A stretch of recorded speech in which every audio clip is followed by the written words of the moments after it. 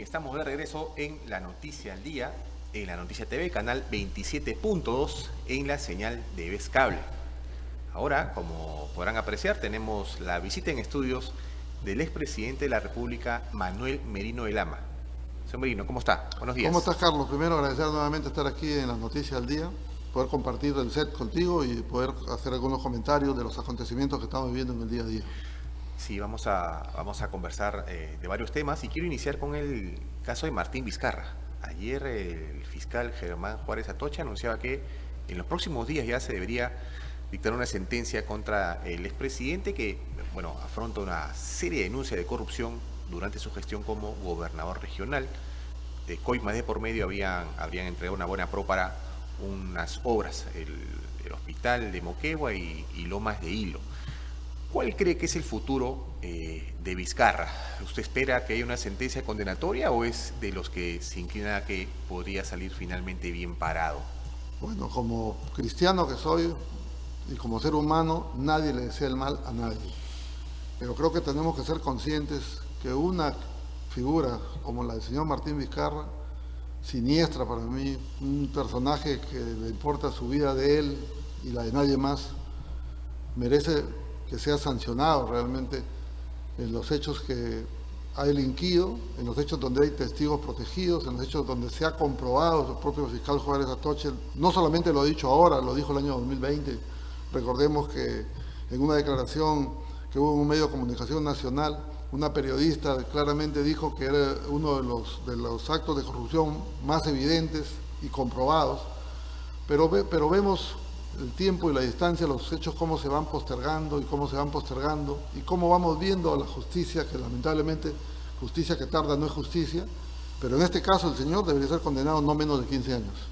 O sea, usted pero sí. Sería un escándalo nacional si es que el Poder Judicial y el propio Ministerio Público no sancionan como corresponde en este caso, con pena de cárcel para este sujeto o para este personaje nefasto para la política peruana, que ha lucrado de la política y que lamentablemente, si nosotros llevamos a los hechos puntuales de los acontecimientos del hospital de Moquegua, que son los que atendían la atención de la vida de las personas de esta zona donde él vivía, o el tema de Lomas de Hilo, que era un tema para ampliación de la agricultura y para poder generar mejor condición de vida, pues yo creo que eso es lo mínimo que podría suceder.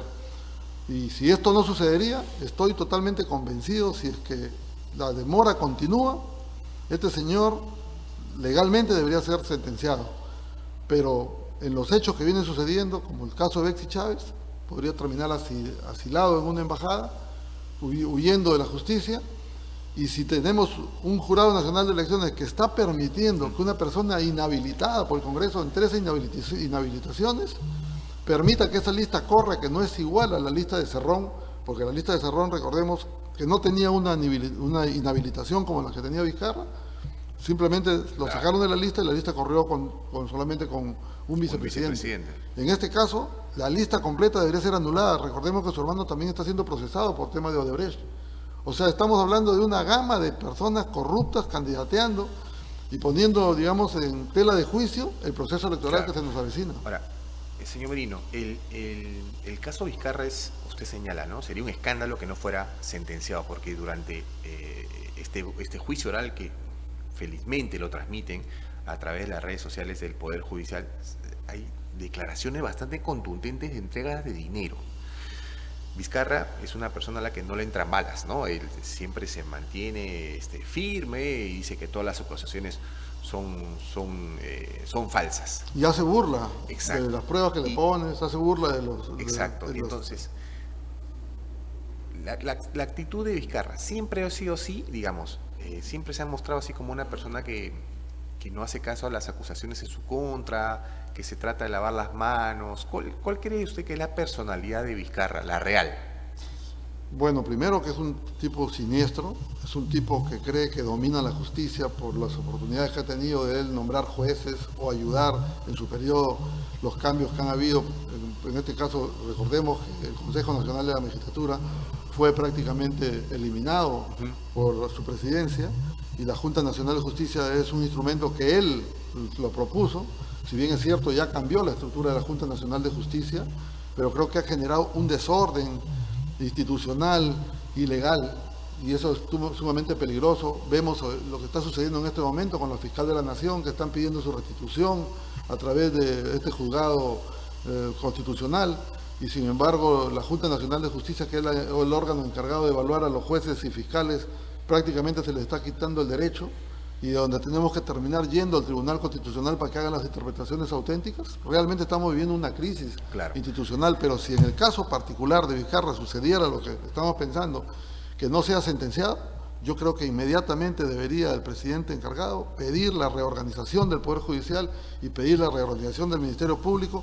Tenemos que decir basta ya a estos hechos que lamentablemente ellos, mientras están peleando, mientras están buscando posiciones, los únicos que están sufriendo consecuencias es la ciudadanía de a pie. Ahora, mencionábamos que hay una alta probabilidad para el juez Juárez Atoche de una sentencia condenatoria para Vizcarra.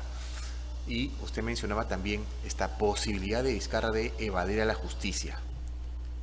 ¿Lo ve asilándose en alguna embajada? ¿Cuál cree que lo reciba?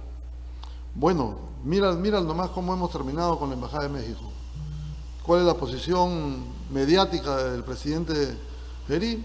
Romper relaciones con México cuando los dos países tenemos, digamos, contratos de negociaciones comerciales muy sumamente importantes. Tenemos el tema del turismo, que es fuertemente, digamos, visitado por peruanos en México, y tenemos a una presidenta peleada con el presidente, que no es un tema nuevo porque se dio en el periodo de la señora Dina Boluarte con el presidente anterior, pero creo yo que bajo esos instrumentos hay serias críticas al Ministerio del Interior, porque un personaje como el tipo de Vizcarra, que debería tener un control, que tiene él a cargo una escolta presidencial que lo cuida, pues tienen que tener los cuidados pertinentes de no permitir que este señor termine asilado. Podría terminar él asilado, ya no en México porque hemos roto relaciones con México, pero él fácilmente podría asilarse en Colombia, fácilmente podría, inclusive este cambio interesante e importante que ha ocurrido en Bolivia, claro, ya no le da esa oportunidad. Le cierra una puerta, ¿no? Sí, le cierra una puerta, pero él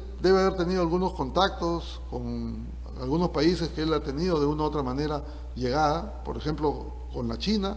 Recordemos que los contratos que han habido en su temporada con el tema de las empresas de construcción les ha dado esa cobertura. Y ahí hay un montón de temas irregulares que nosotros podríamos evaluar, que la propia Contraloría lo ha detectado, cuántas obras están votadas que han tenido las empresas chinas. Entonces él tendría algunas posibilidades en estas embajadas que seguramente él estará tamizando con su gente, no directamente, para ver una de esas posibilidades, si es que se le cerraran las puertas y si es que las negociaciones, digamos, ocultas o que debe tener él, claramente le darían la evidencia de que él iría a ser sentenciado. Claro, ahora, en medio de esto hay una posible, o ya la OMPE ya se pronuncia en contra de una candidatura de Martín Vizcarra a una vicepresidencia.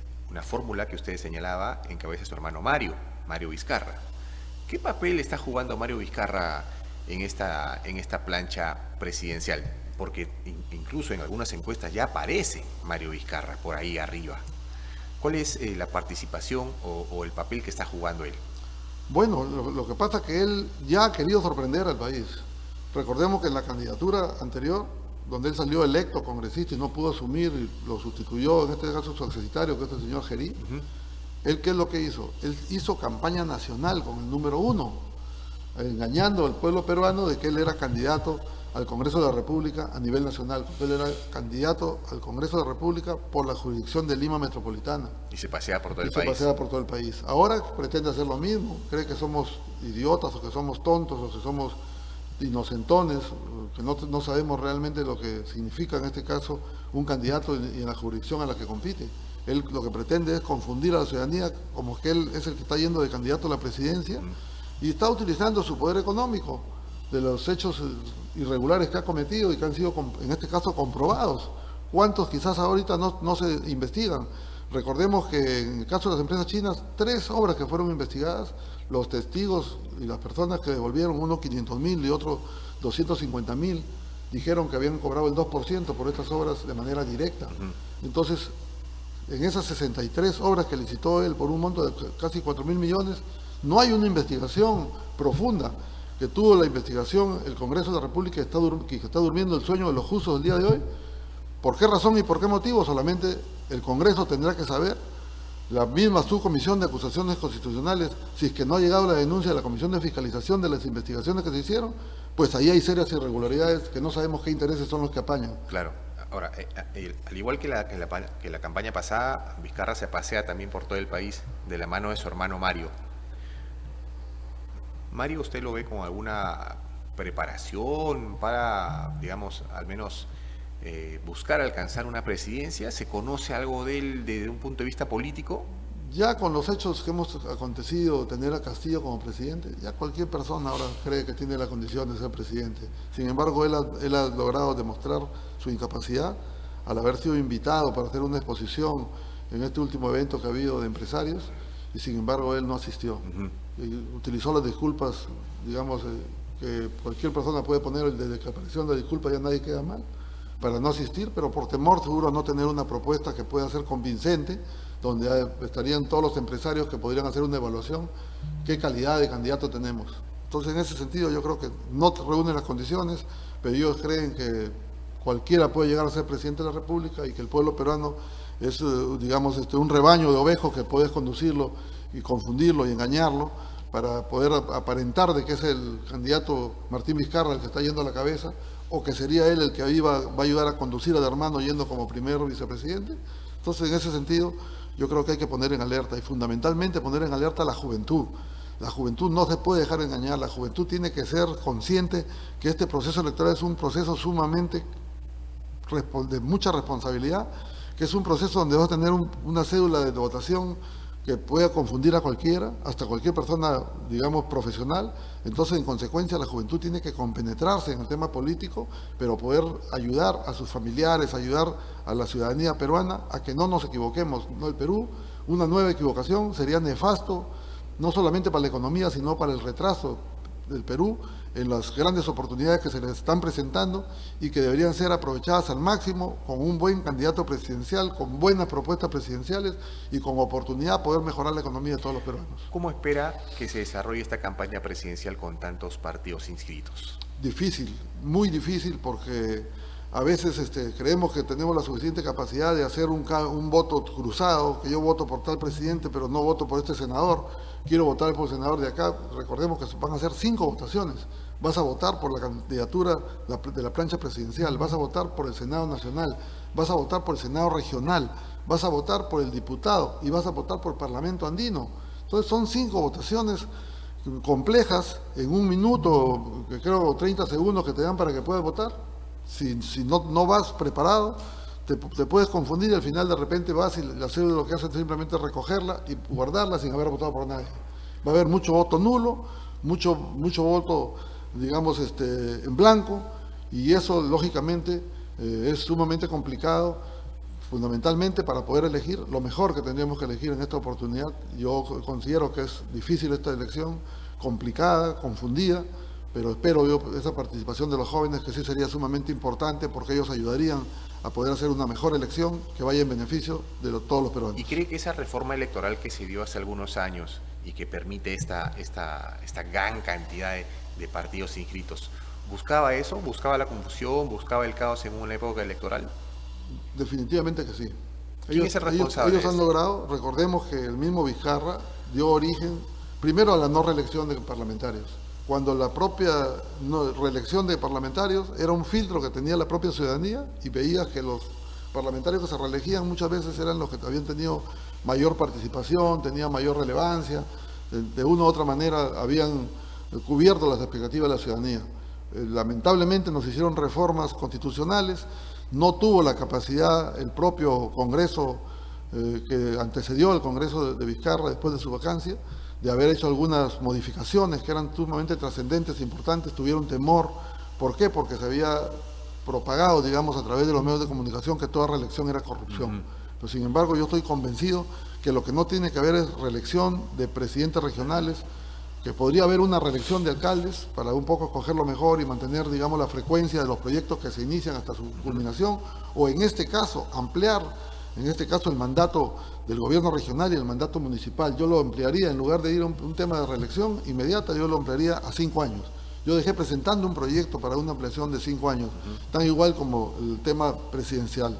Pero lamentablemente ha quedado durmiendo el sueño de los justos. nos hemos dejado meter las cabras al corral, como decimos comúnmente en mi tierra, y tenemos hoy día más de 40 partidos políticos. Tenemos que hacer una reforma ahí, urgente, hay que hacer una reforma.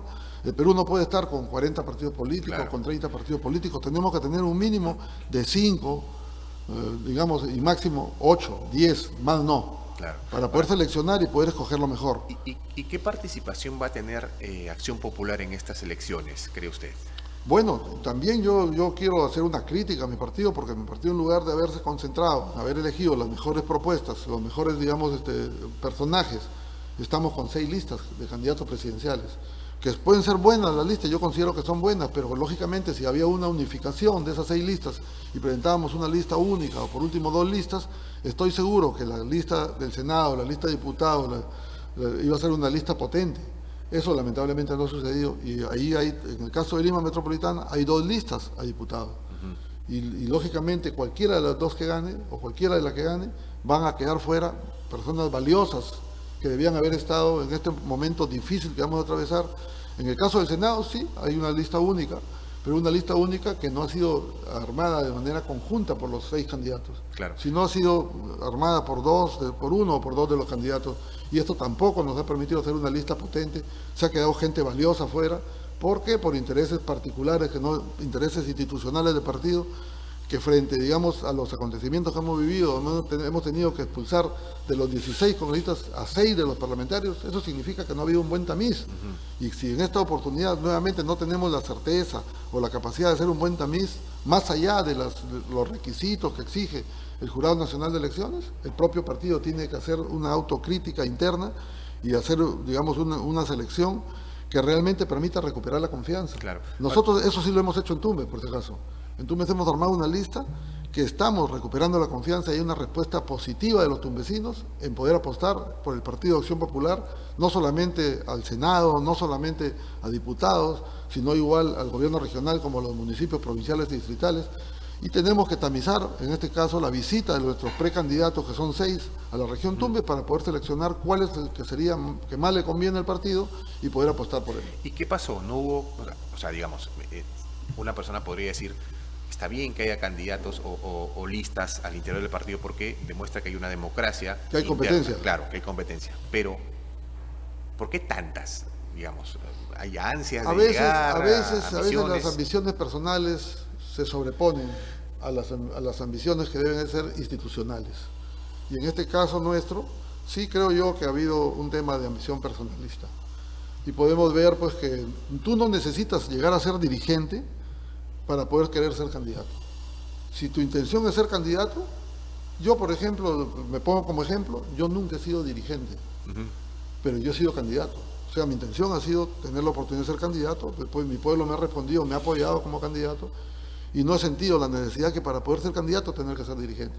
Aquí el caso ha sido contrario, se ha buscado ser dirigente para ser candidato, y eso no es positivo. Usted está siendo ahora candidato para el Senado. Para el Senado Por regional Tumbes. por Tumbes. Ya, ¿y cómo ve estas elecciones internas? Digamos, usted señalaba, ¿no?, que al haber tantas planchas para diputados, muchos se van a quedar afuera. ¿Esto no se evaluó antes? Digo, en las reuniones del partido, ¿no se hablaba mucho de eso? Digo, vamos a buscar un poco la unión y ir con una plancha más fuerte, o presentemos un par, pero con fuertes, digamos, representantes. ¿Se habló de eso? A ver, yo creo que lo que ha fallado en este momento, que quizás no era la decisión final, es una mayor articulación con la bancada de Acción Popular. Hubo una ruptura, hubo el partido Por un tema muy simple. Nosotros debimos haber pedido una reforma de la elección por, en este caso, un militante, un voto. No podía tener la misma evaluación un militante, un voto, que la elección por delegados. Porque la norma, ¿qué cosa dice la norma electoral? Que se tiene que tener como mínimo el 10% de participación. Partido que no pasaba el 10%, automáticamente quedaba fuera en la contienda electoral. Entonces es totalmente contrapuesto de que Acción Popular, que tiene casi 300.000 militantes, el 10% tenían que ser 30.000 los que iban a votar. En un momento donde la política está tan echada de menos, donde hay tanto desprestigio, donde hay tanta situación engorrosa, situaciones irregulares, de actos de corrupción, casi esa militancia, difícil que vaya a votar, 30.000. Entonces, ¿Qué determinó el partido? Que íbamos a elección por delegados. Ahora, como lo está haciendo Fujimorismo, como lo han hecho los demás partidos, Acción Popular siempre era un militante, un voto. Nosotros hemos cambiado de un militante, un voto, a elección por delegados. Y la elección por delegados ha determinado 70 delegados a nivel nacional. O sea, si nosotros lo ponemos en esa referencia, 70 delegados, el 10%, 7 personas van a definir las listas de todo el Perú. Exacto. Porque es el 10% como mínimo. Y eso no es muy democrático tampoco. No es muy democrático. En cambio, en el caso nuestro, cuando era un militante un voto, eran 30.000 militantes del partido y iban a determinar quiénes eran sus candidatos. Al haber ese cambio por el temor de no llegar a ese 10%, por el momento difícil que se vive en la política, yo creo que hemos perdido.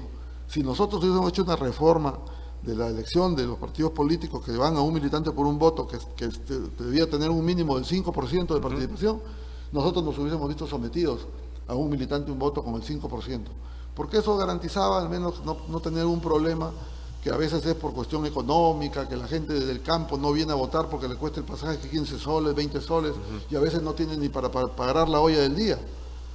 Entonces, lamentablemente hemos tenido que someternos al sistema que tienen casi todos los partidos políticos, a excepción en esta última contienda electoral, creo, del Partido Aprista, pero el Partido Aprista es el que tiene 12.000 inscritos. Estamos hablando de 1.200 personas, sería una vergüenza para un partido que tuvo la trascendencia del APRA que no vayan 1.200 personas a votar. Claro, ahora, usted ha mencionado estos contras que tiene al interior del partido por ir en voto por delegados y esta división que existe. ¿Cuál es la consecuencia que puede tener el partido en las elecciones de llegar así, de esta manera? ¿Cuál es el riesgo que se está corriendo? El riesgo que está corriendo que, aparte de ser elección por delegados, se determinó que sea lista cerrada. Y al ser lista cerrada, van a haber regiones que de repente podían haber habido, digamos, si eran 8 los candidatos, podían haber habido inscritos 12 y no 16 porque serían 2 listas. Significa que esa lista de 8 es una lista completa. Y no vas a poder separar de esos 8 de repente 1 o 2 que no deberían estar en esa candidatura porque la lista es completa. Claro.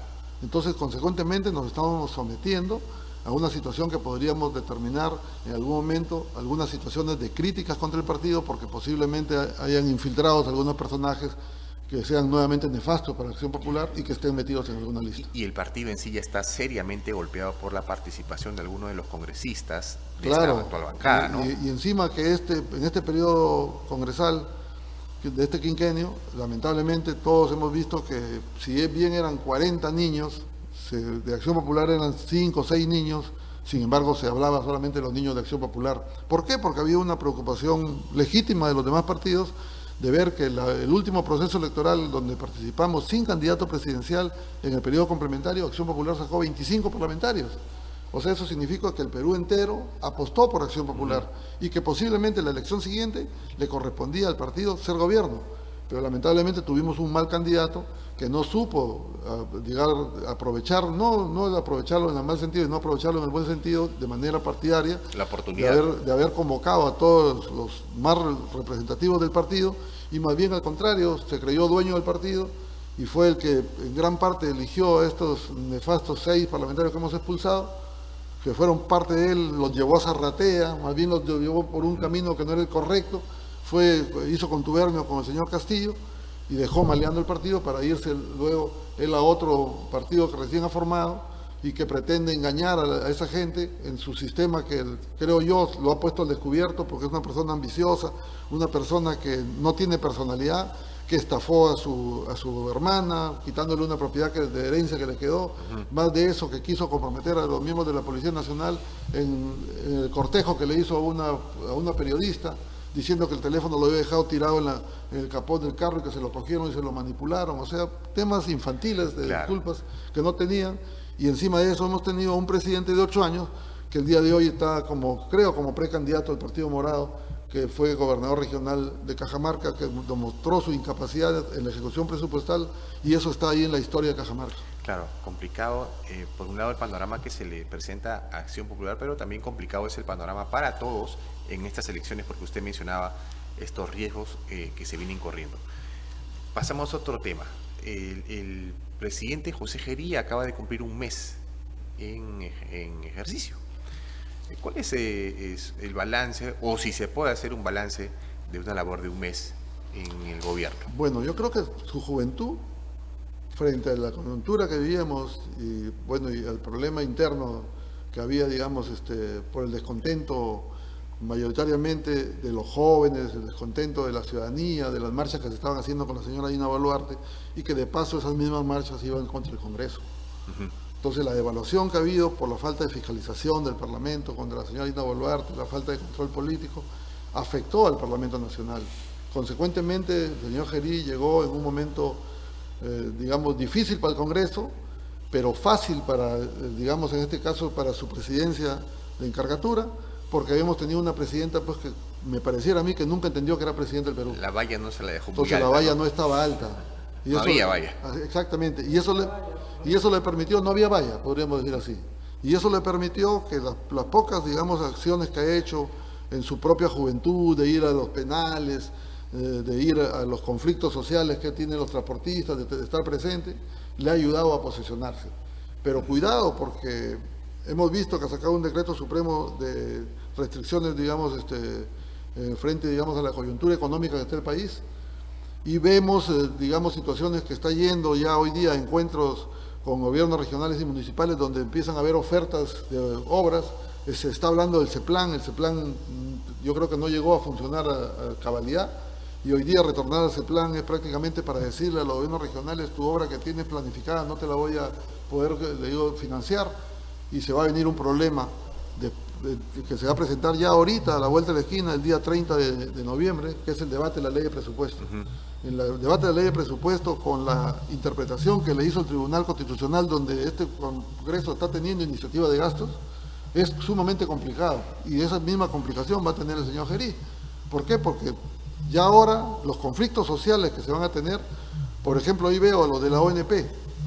La ONP, si bien es cierto, es una deuda social. Sí. Es una deuda social que tiene que haber algún tipo de compromiso, ya sea para pagarla en porcentajes por año. No creo que tenga la condición el país en este momento, y la propia condición de los ofrecimientos que tenga. Y como digo yo, este tipo de conflictos sociales es en todos los sectores, por deuda laboral. ¿Cómo va a ser el señor ahora que hasta el lustrabotas, por decirlo, o de repente el médico, la enfermera, el maestro, que va a querer que ser escuchado, ya no por el ministro del sector, sino por el presidente de la República? Claro. Porque él ya cambió la metodología de la función que tiene un ministro de ir a buscar la solución de un conflicto social haciendo presencia. Y ahora todos van a querer la presencia de él para que solucione el problema. ¿Y hasta dónde le va a durarle los ofrecimientos que de repente él, para lograr terminar su mandato? Claro, ahora, pero en un momento electoral sumamente complejo y difícil. Ahora, estos meses que le quedan al gobierno de Gerí, ¿no? Sabíamos que su presencia, su interinato iba a ser es corto.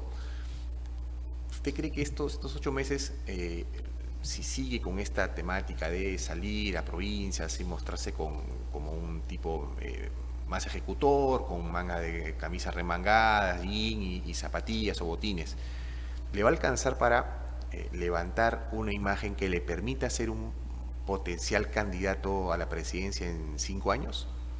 No creo. Si bien es cierto, por lo menos hasta los 4 o 5 meses le va a funcionar, pero una vez que las demandas no sean atendidas, eso le va a dar el sentido contrario de lo que aparentemente va a ganar de inicio. Va a tener problemas a fin. Esta luna de miel va a ser más o menos de 4 o 5 meses. 4 o 5 meses, pero no la culminación del mandato presidencial, si bien es cierto, y también creo que hay que reconocer que cuando ya haya electo un nuevo presidente, como que ya todos desviamos la mirada, claro, y nos olvidamos los focos se van a otro lado. Se van a otro lado, pero no va a poder él concluir ni cumplir las ofertas, digamos, materializar las ofertas que está haciendo en todos los ámbitos. Por ejemplo, en el caso de Tumbes, ha ido el ex ministro de Agricultura, que es casi la misma secuencia del actual gobierno, a ratificar la oportunidad de hacer ya no una represa para ampliar la frontera agrícola, sino ahora se habla de 3 represas. Si no se ha hecho una en la historia de Tumbes de hace más de 100 años, nos van a hacer 3.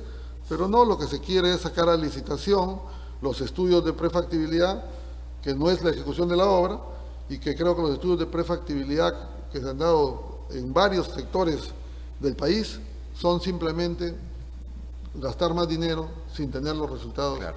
que todos quisiéramos, que es convertir en una realidad la obra que es la que tú quieres Ahora, y es la que tú pides. Usted me mencionaba que va como candidato al Senado por Tumbes. En su recorrido por la región, ¿cuáles son las principales demandas que escucha o que recibe? Bueno, tenemos un gran problema en Tumbes, que lo he enfrentado yo como congresista y que lo vamos a seguir enfrentando. Es el tema de la corrupción. Ahorita en este momento había una intervención del Ministerio Público en la Dirección de Transportes, que es del gobierno regional el manejo, donde se ha declarado una organización criminal y donde las investigaciones que se están haciendo lamentablemente podrían terminar vinculando al gobernador regional. Y eso significa de que en mis 3 oportunidades que yo he estado en el Congreso, mi confrontación estrictamente ha sido en el tema fiscalizador contra los gobiernos regionales y contra algunos municipios por los malos manejos económicos. Eso no se ha mejorado en lo absoluto. La Contraloría General de la República, que es el órgano de control, ha perdido poder. Y ha perdido poder por un tema muy simple. ¿Se ha politizado, cree usted? Porque ellos, al establecer el control concurrente, lo que hemos hecho es generar comisionitis a la Contraloría. Porque ahora de más de 5 millones, 5% para la Contraloría. O sea, ya la Contraloría no tiene su propio presupuesto, no ha logrado en su capacidad, digamos, de exigir mayor presupuesto para los órganos de control, para que las OPRs de las regiones las manejen ellos directamente de Lima y sean cancelados de Lima, sino que para poderse sostener tienes que la propia obra que hace el gobierno regional o el gobierno municipal mayor de 5 millones, le des un porcentaje. Y eso contamina. Claro. El tema de la corrupción, en lugar de haberlo descontaminado, lo hemos contaminado.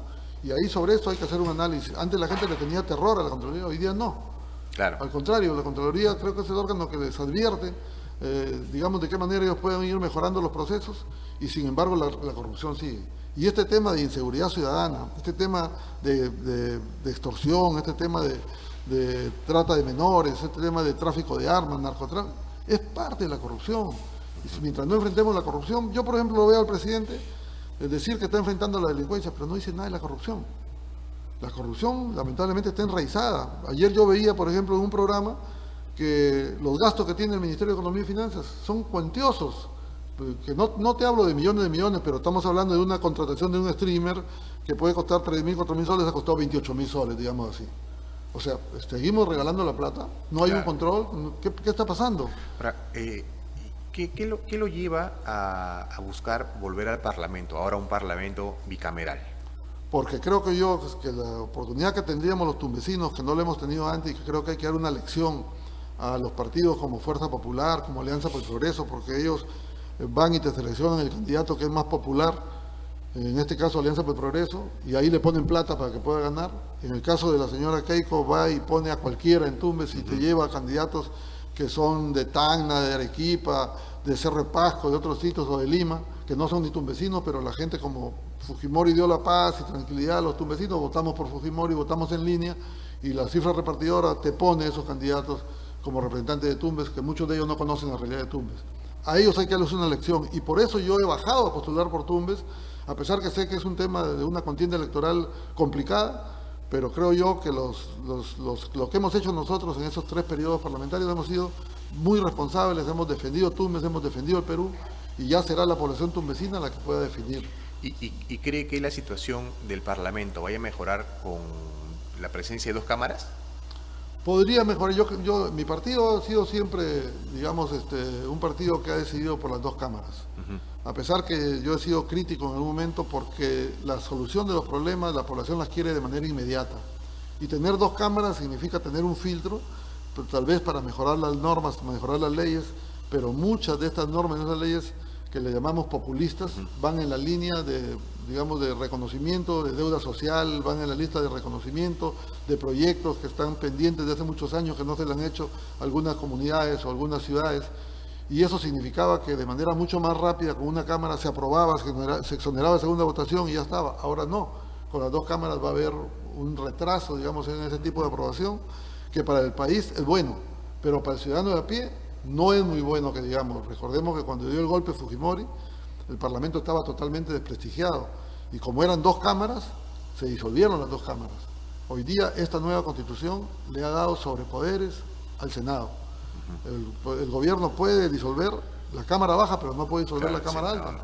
Entonces hay una equidad en el poder entre el Presidente de la República y el Parlamento Nacional a través de la Cámara Alta. Es una cosa diferente y sí, por eso hemos decidido postular, porque creo que tenemos las condiciones más que suficientes para defender a Tumbes, para defender el Perú y para poder sacar adelante a nuestro país en las circunstancias que nos encontramos. Señor Merino, para terminar, en estas, elecciones se dan normalmente encuestas, ¿no? Y han aparecido ya algunas. No se han definido todavía candidatos presidenciales, pero ¿usted confía en las encuestas? ¿Las toma en cuenta? Las encuestas como referencia sí es necesario tomarlas en cuenta, pero yo no tengo confianza, no quiero tampoco hablar mal de las encuestadoras, pero si nosotros analizamos, la encuestadora va y te ofrece, y los que pagan las encuestas hacen las preguntas que son de su conveniencia, porque muchas veces las preguntas son tendenciosas, digamos, a un objetivo fundamental, que es el que quieres ver tú para poderte marketear, y a veces la pregunta te la haces, ¿tú por quién votarías? ¿Por este o por este? Y tienes abajo 36 que faltan nombrar. Es verdad. Entonces, en esa circunstancia te dan una respuesta sobre 2, o sobre 3, o sobre 4, pero no de los 38 o 40 partidos. Sí. Y eso tienes que tomarlo como una medición importante, pero no como una definición real y total. Claro, vamos a estar atentos igual a ver cómo se mueve este panorama electoral y sobre todo a también las elecciones internas en los partidos como en Acción Popular. Señor Merino, ha sido un gusto tenerlo en estudios. Yo nuevamente agradecerte la oportunidad de estar aquí en tu programa, en la noticia, y aprovechar nuevamente para decirle a los jóvenes que se involucren en la política. La juventud tiene que ser una participación directa, porque los jóvenes son el futuro y son el presente. Y esperemos que ellos tengan una participación como miembro de un partido político con 69 años de vida institucional, que es Acción Popular, el símbolo de la Lampa. Esperemos que la juventud dé una vuelta de mirada y se incorpore de una u otra manera a la vida política del país para poder elegir lo mejor, y el único ganador seamos todos los peruanos. Bien, estuvo con nosotros en estudios el expresidente de la República y miembro del partido Acción Popular, Manuel Merino de Lama.